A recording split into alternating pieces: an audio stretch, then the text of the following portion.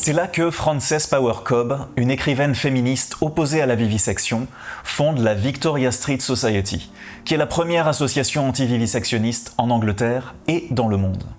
En mai 1875, le Parlement anglais reçoit une proposition de loi qui émane des alliés de Frances Power Cobbe.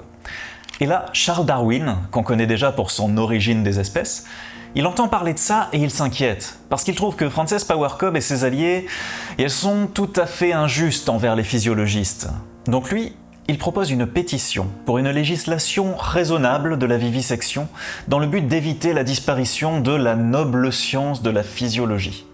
Et donc, il fait rédiger par son beau-fils une contre-proposition de loi. Mais même celle-là, les vivisecteurs remarquent qu'elle pourrait accidentellement interdire les démonstrations de vivisection pour l'enseignement, ce qui les gênerait quand même beaucoup. Du coup, après quelques débats, les deux propositions de loi sont rejetées et le gouvernement demande à la Commission royale d'étudier le sujet. En face de la commission, il y a les physiologistes, et eux, ils ont déjà bien rodé leur discours. Ils utilisent largement l'anesthésie, donc les animaux ne souffrent pas.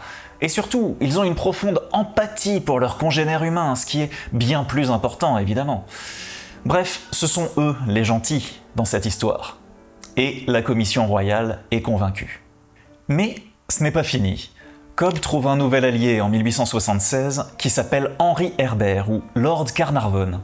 Et lui, il va déposer une nouvelle proposition de loi pour largement restreindre la vivisection.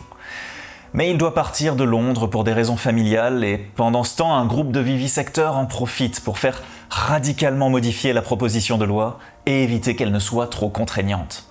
C'est comme ça que, le 11 août 1876, l'Act to Regulate Vivisection est adopté.